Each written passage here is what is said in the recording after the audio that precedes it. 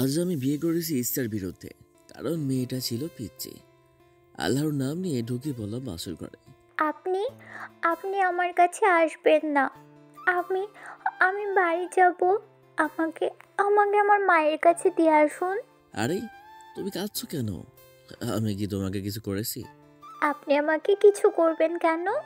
আমি আমি আমি আমার মাকে ছাড়া কোনোদিনও থাকিনি। রাতে মাকে জড়িয়ে না ধরলে আমার ঘুমই আসে না। এখন এখন আমি ঘুমোবো কি করে? আরে আরে, প্লিজ তুমি কান্না বন্ধ করো। তুমি যদি এমন কান্না করো আর বাইরের লোকজন শুনে, তাহলে আমাদের খারাপ ভাববে। খারাপ ভাববে কেন? তুমি কি স্বামী স্ত্রীর সম্পর্কে কিছু জানো না? হায় রে কপাল, কাকে বিয়ে করে নিয়ে আসলাম। আর এর বাবা মাকেও বলি, এতটুকু মেয়েকে বিয়ে দেওয়ার কি দরকার ছিল? আর আমার বাবা মাকেও পারি না, একটা পিচ্ছি মেয়েকে আমার বউ করে আনার কি খুব দরকার ছিল? আমি গিয়ে পিচ্ছিটার পাশে বসলাম। ওর হাতটা ধরা মাত্রই আমার থেকে ছিটকে সরে গেল। আপনি আপনি আমার হাত ধরেছেন কেন? আপনি আমার কাছে আসবেন না। দাদি বলতো ছেলেদের কাছে আসতে দিবি না, ছেলেরা ভালো হয় না, ওরা ওরা মেয়েদের সাথে অসভ্যতা করে। শুধুমাত্র হাত ধরাতে আমাকে কথা শোনালো।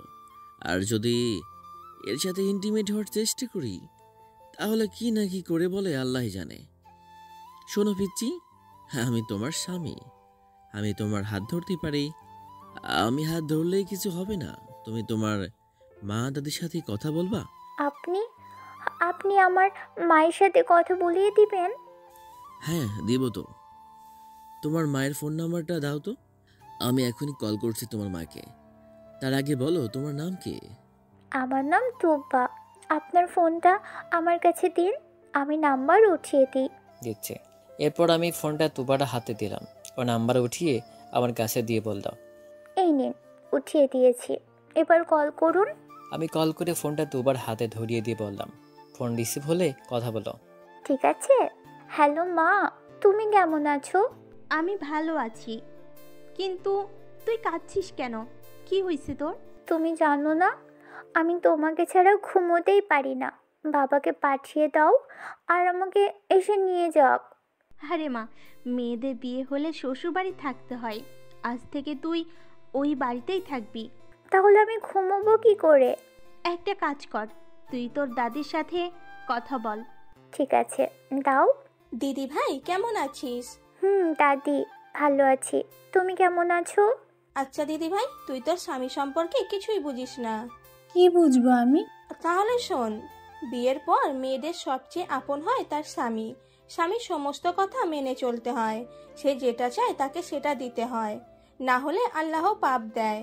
আজকের থেকে তোর স্বামীর বুকে মাথা রেখে তাকে জড়িয়ে ধরে ঘুমাবি। তোর স্বামী তোর সাথে যা করতে চাইবে তাতে তাকে নিষেধ করবি না, মনে থাকবে? হাই আল্লাহ, দাদি তুমি এসব কি বলছো? এতদিন তুমিই তো বলতে ছেলেদের কাছে আসতে দিবি না, ছেলেরা ভালো হয় না, মেয়েদের সাথে অসভ্যতা করে। তোরে নিয়ে আর পারি না। আরে বেককল, স্বামী আর অন্য ছেলেরা এক হয় না। সে তোকে বিয়ে করেছে, বিয়ে করলে স্বামীর কথা শুনতে হয়, না হলে আল্লাহ পাপ দেয়। এসব তুমি কি বলছো দাদি? তাহলে তো আমার পাপ হয়েছে। সে আমায় হাত ধরেছিল, কিন্তু আমি তাকে কত কথা শুনিয়েছি। এবার কি হবে? স্বামীর কাছে ক্ষমা চা, আর সে যা বলে সেটাই কর। তোর স্বামী তোকে কিন্তু চুমুও খাবে, তাকে কিছু বলবি না কিন্তু। শুধু চুমু না, আরো কিছু করবে, তুই তাকে বাধা দিবি না। আচ্ছা ঠিক আছে দাদি, এখন রাখি। আর আমার স্বামীর কাছে মাফ চাই। পা ধরতে হবে দাদি? না, রাখি, ভালো থাক। আর শোন, রাতে কি করলি সবটা কিন্তু আমাকে সকালে ফোন করে বলবি। ঠিক আছে। তুবা ফোনটা কেটে আমার কাছে দিল। এরপর বলল,